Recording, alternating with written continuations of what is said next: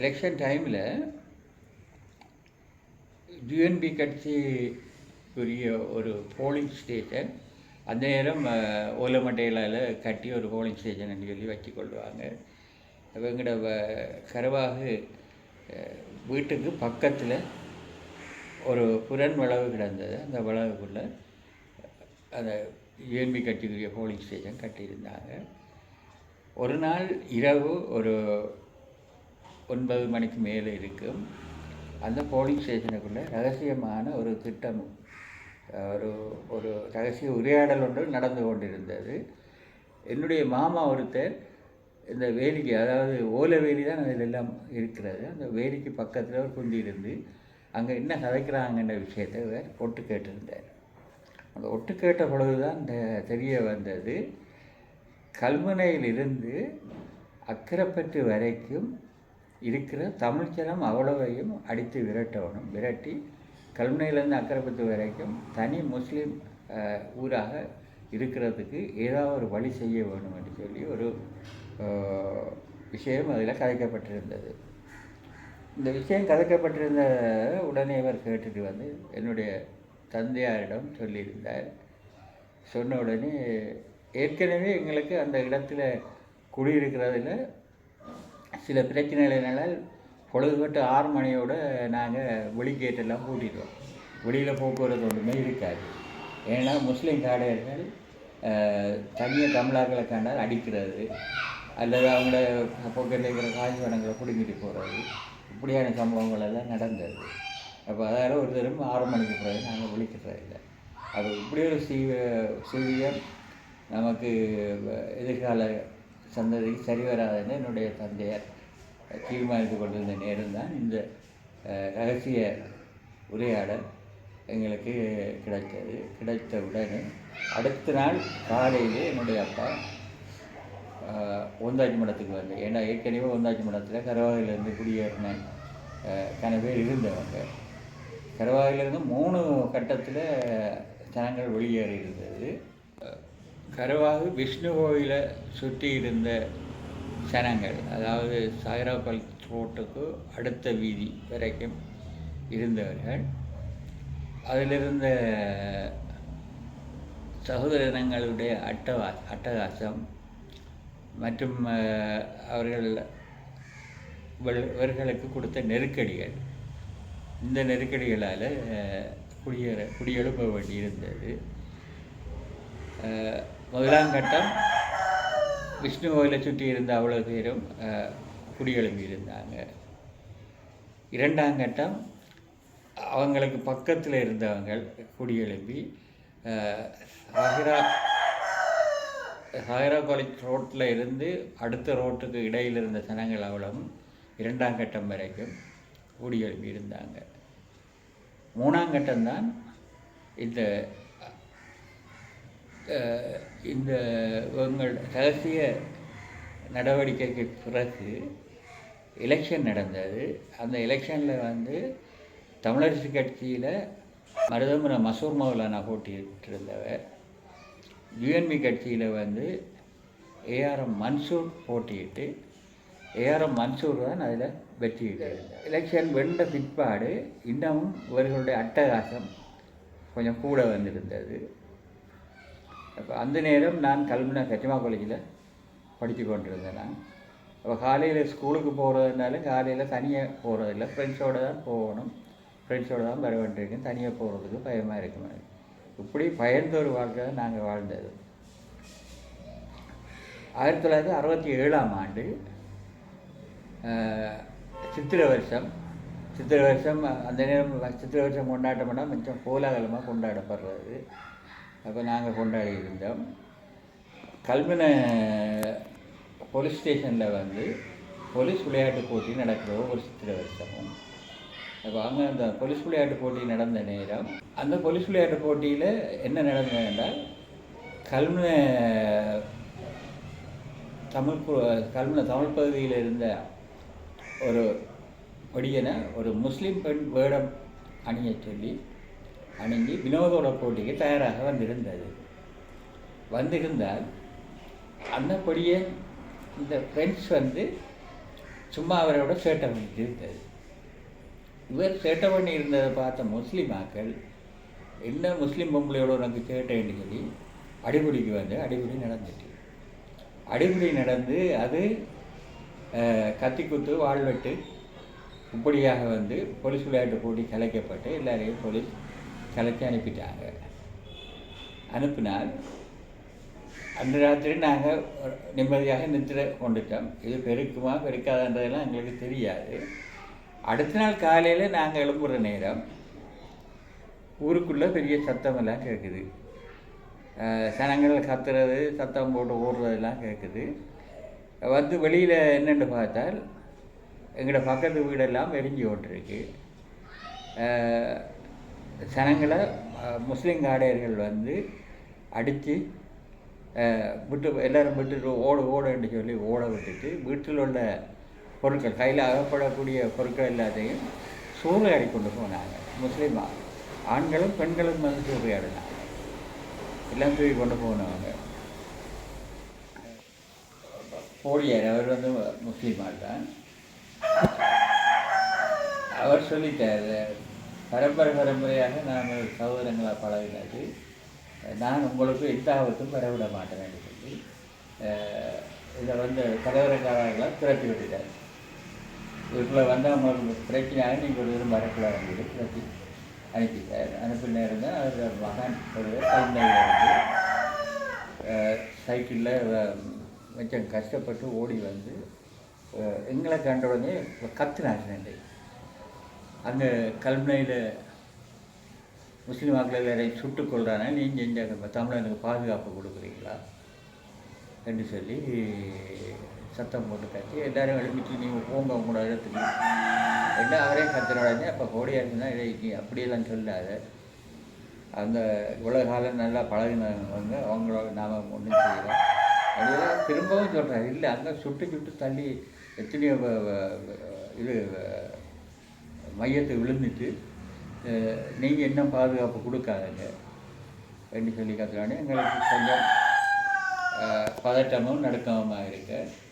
அந்த நேரம் போலீஸ் வந்து அனௌன்ஸ் பண்ணி வர்றாங்க, ஊரடங்கு சட்டம் அமல்படுத்தப்பட்டிருக்குது என்று சொல்லியும் எவரும் வெளியில் வர வேணாம், இந்த பாதிக்கப்பட்ட ஜனங்கள் எல்லாம் மெயின் ரோட்டுக்கு வாங்க, உங்களை கூட்டி போடுவது பஸ் எல்லாம் ஆயத்தமாக இருக்குது என்று சொல்லி அனௌன்ஸ் பண்ணாரு. அப்போ அந்த நேரம் எங்களோட மாமா 2 பேர் கல்முனை பாண்டிருப்பில் இருந்தவங்க, அவங்களும் இந்த பஸ்ஸோடு வந்து எங்களை கூட்டி போகிறது ரெடியாக வந்துருந்து அவங்க கத்தி ஓடி வராங்க. அம்மா அக்கா அங்கே நிற்கிறீங்கன்றெல்லாம் கேட்டு ஓடி வராங்க. ஓடி வந்து அந்த பஸ்ஸில் அவங்கள எங்களை எல்லாரையும் இதில் 3 கோயில் இருந்தது. ஒன்று விஷ்ணு கோயில், அடுத்தது வீரகத்தி பிள்ளையார் கோயில், அடுத்தது ஐயனார் கோயில்.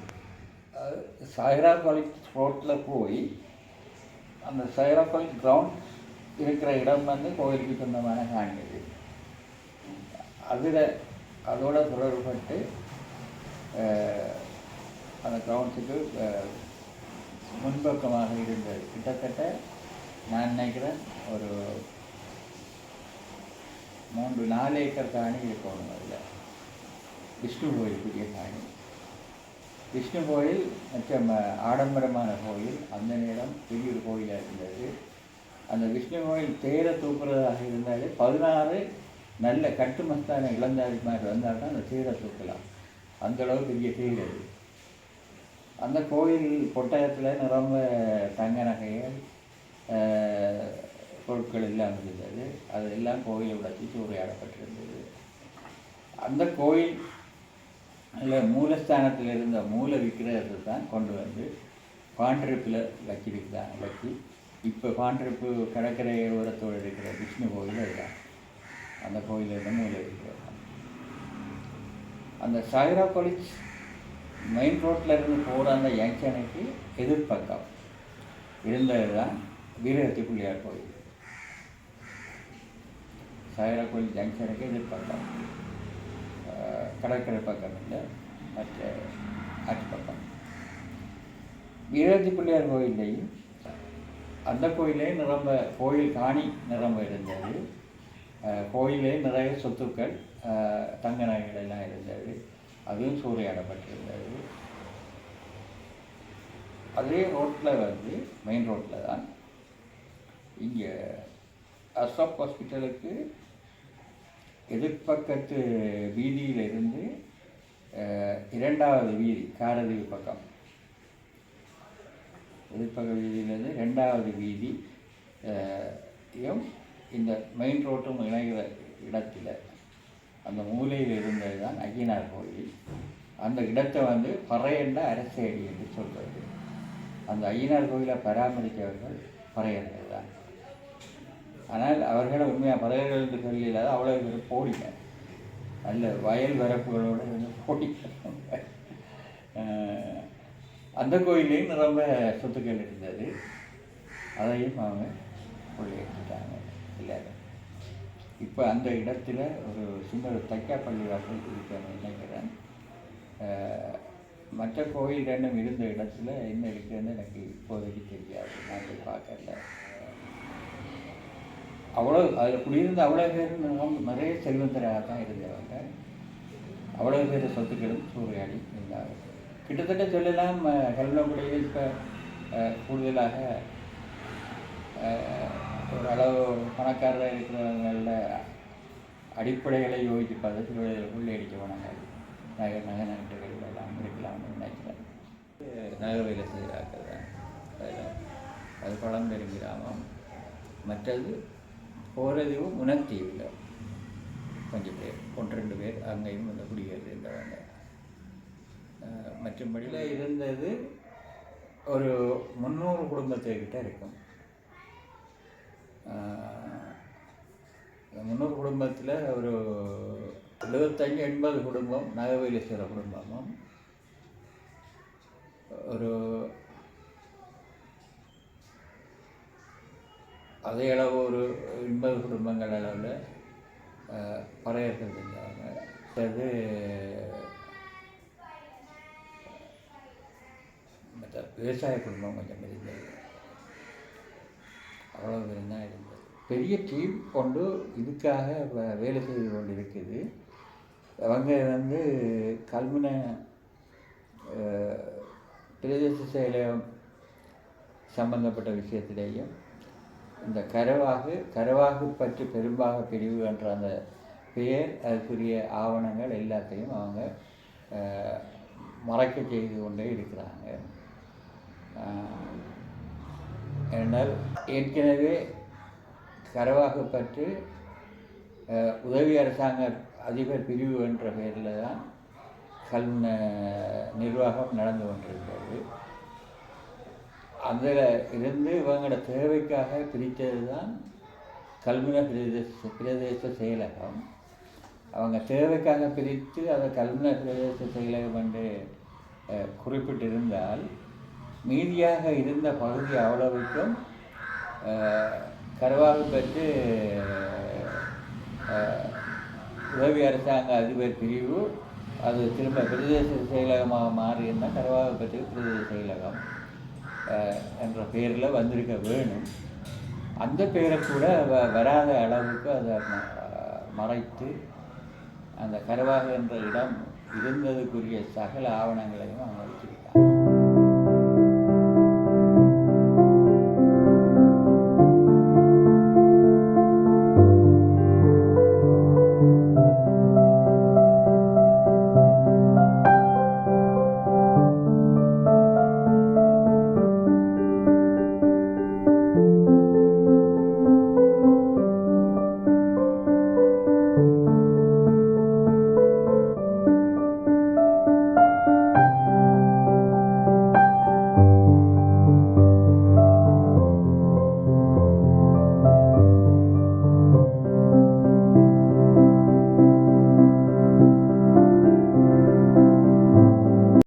பாண்டிருப்பு மகாவிஷ்ணு ஆலயமானது சாய்ந்தமருது கரவாகிலே தோற்றுவிக்கப்பட்டு எமது முன்னோர்களினாலே வழிபாடுகள் செய்யப்பட்டு மக்களின் ஒத்துழைப்போடு அங்கே சிறப்பான முறையில் இடம்பெற்று வந்தது.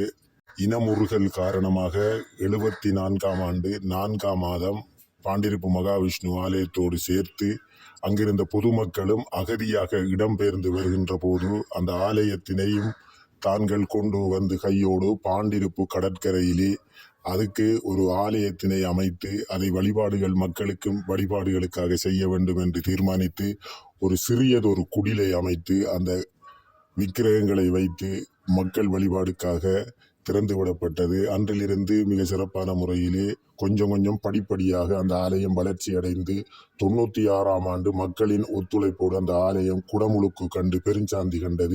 கரவாகு பற்றிலே இந்த மகாவிஷ்ணு ஆலயமானது அமைக்கின்ற காரணத்தினாலே அதுக்கு முன்னே உள்ள காலத்தில் எமது முன்னோர்கள் கதிர்காம யாத்திரைகள் செல்கின்ற போது அந்த குமுக்க நாட்டிலே கடக்கின்ற போது காலிலே ஒரு கல் அடிபட்டதாக இருந்தது. அந்த கல்லை தூக்கி பார்த்த போது இந்த ஆலயத்தின் பழமை வாய்ந்த விக்கிரகமாக இருக்கின்ற விநாயக பெருமான் அந்த ஆற்றினிலே இருந்து எடுத்து அந்த ஒரு ஓரமாக வைத்து கொத்து குலைகள் கொண்டு அதை மூடி மறைத்து அதை வைத்து விட்டு அந்த விநாயக பெருமானை மீண்டும் அதை எடுத்து அந்த கரவாகிலே 1945ஆம் ஆண்டு இந்த ஆலயத்தை ஸ்தாபித்து வழிபாடுகள் செய்கிற எமது ஆலயத்தின் யாப்பாக இருக்கின்ற அந்த யாப்பிலே இது பதியப்பட்டிருக்கின்றது, சொல்லப்பட்டிருக்கின்ற விடயமாகவே கருதுகின்றேன்.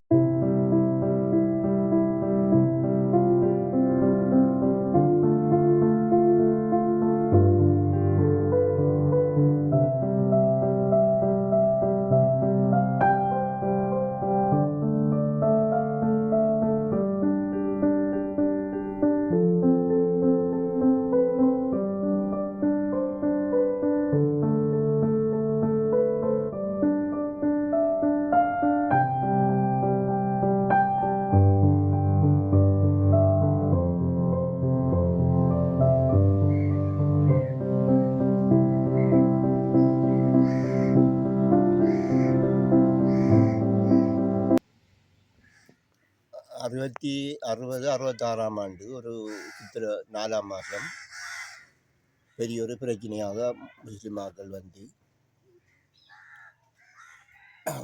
ஊரெல்லாம் பற்ற வச்சு அட்டாயம் பண்ணி இனி அலுவலப்பட்டு எல்லாரும் இதில் ஒரு பஸ்ஸு வந்துச்சு, போலீஸ்காரர்கள் வந்து பஸ் வந்து ஆக்களையெல்லாம் ஏற்றிட்டு அங்காலையும் இந்தியாலையும் கொண்டு போனாங்க. தீப்பிளைய கோவில் அடியில் கொண்டு கொஞ்சம் பேரை பறிச்சாங்க. ஒரு 5 பக்கம் அம்பாறை பக்கம் கொஞ்சம் பேரை கொண்டு போனேன். ஆக்களையெல்லாம் இது போய் முஸ்லிமாக்களுக்கும் தமிழாக்களும் பிரச்சனைன்னு சொல்லி தான் ஏற்பட்டது. அவங்க எல்லாம் பிடிச்சிருக்காங்க. எல்லாம் பிடிச்ச உடனே இந்த ஏரியாக்காராக்கள் வந்து அந்நேரம் அவங்கள எங்களை எல்லைக்குள்ளே நீங்கள் வரப்படாது சொல்லி அவங்கள விரட்டிருக்காங்க. முதல் நம்மள ஐயனார் கோவில் சந்தி, மறுகா அதுக்கிட்டால புள்ளியா கோவில், அதுக்கிட்டால விஷ்ணு கோவில். ஓ அந்த 3 கோவில் 10 ஆக்களும் அங்கே இருந்து மக்கள் அன்னளவாக எல்லாம் 1000 குடும்பத்துக்கிட்ட பார்க்கலாம். ஓ எல்லாம் 3 கோவில் 10 காராக்களும் 1000 குடும்பத்துக்கு மேலே மத சொல்கிறோம். முஸ்லீம் கலவம் பாடசாலை, இந்த தமிழ் பாடசாலை ஆசிரியர் தான் இருந்தவர். கலவம் பாடசாலை சாஞ்சமருது கலவம் பாடசாலை அஞ்சாங்குறிச்சி. மற்றது தொழிலண்டா ஐயனார் கோவில் 10 ஆக்கள் எல்லாம் இந்த விவசாயம் இங்கே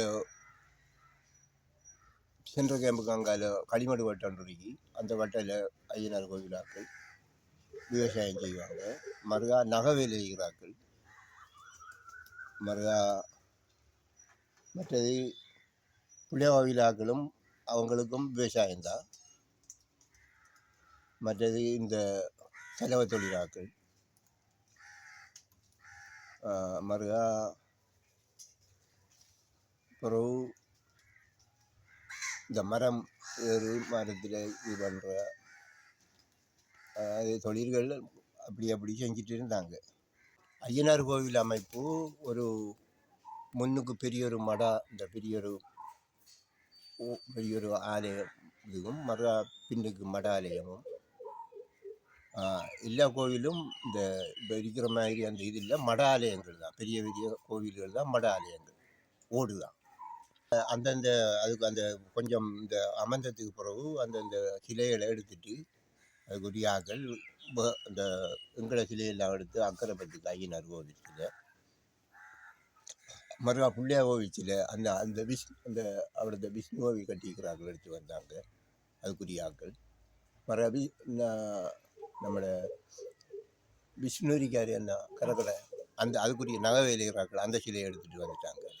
அவங்க அந்த அதுக்குரிய ஆக்கள் அந்தந்த இதுகளை முக்கியமான சாமான்களை எடுத்துகிட்டு வந்துட்டாங்க. கோவில்கள் அழிக்கப்படலை, கோவில்கள் எல்லாம் இருந்துச்சு. பிறகு வந்து நாங்கள் நீ எல்லாம் அழிஞ்சி நீ அங்கே இனி புகையலாண்டு கட்டம் வந்ததுக்கு பிறகு அந்த கோவிலை வந்து இங்கே நாங்கள் பள்ளி கட்ட போகிறோம். அந்த ஐயனார் கோவில் இருக்கிற இடத்துல ஒரு பள்ளி வாசல் கட்டியிருக்காங்க. இப்போ இன்னொருமாக ஒரு பள்ளி வாசல் வந்து நாங்கள் கட்ட போகிறோம், அதை தாங்க வேண்டியது. மறுகா இனி கருவாட்டு விலைக்கு எல்லோரும் பலவெல்லாம் அவங்களுக்கு தான் விற்று போட்டு அங்கே அலைஞ்சால அவைகளுக்கு வசதிப்பட்ட இடத்துல போய் குடியேறிட்டாங்க தமிழாக்கள். விரிவாக அப்படியே தமிழாக்கள் கரக்கடை தொங்கல் போக மட்டும் தமிழாக்கள். அதில் பக்கமாக கடல் பக்கமாக நகவேலிகிறார்கள், அதுக்கு விஷ்ணு கோவில். மறுகா இந்தியாவில் மெயின் குளத்து இந்த பக்கத்தில் புள்ளியா கோவில், அதில் பூஜை செய்கிறார்கள். அங்கே ஐயனார் கோவிலில் உள்ளாக்கள் எல்லாம் அப்படியே கட்டியாக அப்படியே தொழுதாக. இடையில கொஞ்சம் தொங்கலில் அங்கே தொங்கலில் கரக்கடை ஓரமாக முஸ்லீமாக்கள் கொஞ்சம் பேர் இருந்தேன், அப்படின்னு தமிழாக்கள் இருந்தேன். கரக்கடை ஓரமாக அவங்க கொஞ்சம் இருந்தேன். புறவு அந்த இவங்கள் அந்த சிலர்கள் அதை விலையை கூட கொடுத்து அவங்க முஸ்லீமாக்கள் துண்டு துண்டாக வாங்கி விற்று மறிக்காங்க. அந்நேரத்தில் தேடு இல்லாமல் அடிக்கடி அந்நேரம் ஒரு பிரச்சனையும் இல்லாமல் எல்லோரும் கொண்டாத்தானே வாழ்கிறோம். முஸ்லீமாக்கிற வேலை தமிழாக்கள் செய்கிறது, தமிழாக்கிற வேலை முஸ்லீமாக்கள் செய்கிறது. மரம் வாங்க போகிறேன் இந்த காலத்தில். அது ஒரு போல் அவர் சொன்னார், இந்த மதிவாப்பம் இதங்கிட்ட விழிச்சுன்னு கோவில், அதில் நாங்கள் சின்ன ஒரு பள்ளிவாசல் கட்டிக்கிறோம். நாங்கள் மற்ற பெரிய வளவெல்லாம் அவைய வீடெல்லாம் கட்டிட்டாங்க. அதில் அந்த இடம் அந்த விஷ்ணு இருந்த இடத்துல ஒரு பள்ளிவாசல் போட்டு வச்சிருக்காங்க.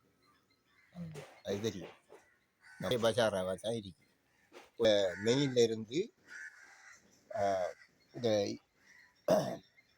இப்போ ஒரு பள்ளிக்கூடம் ஒன்று இருக்குது, அந்த பெரிய ஒரு பள்ளிக்கூடம் ஒன்று இப்போ அங்கே கரக்கடை ஓர மாதிரி அதுக்கு இன்னொரு பேர் சொல்கிறேன் எனக்கு வருது. அந்த கோவிலுக்கு அந்த கோட்டுக்கு எதுக்கு இருந்து அது தொங்கல் அப்படி அஞ்சாங்குறிச்சி அந்த போர்டர் அப்படி அதுக்கு அங்கால ஆறாங்குறிச்சி அப்படி அதுக்கு அங்கே பெரிய ஒரு போர்டர். அந்த அதுக்கு நேரம் இந்தியாவில் கையில் இங்கேருந்து போகிறதுக்கு வலது கையில் இந்த இடக்கை பக்கமாக தான் ஐயனாரும் விஷ்ணுவும் இருந்து. இடக்கை பக்கம் கரக்கடை, அங்கால வலது கை பக்கம் குளம், அப்படி குளம் பகுதி பட்டை காணிகள் உள்ளா வச்சுக்கிற காணிகள் குளங்கள் அப்படி இருந்தது.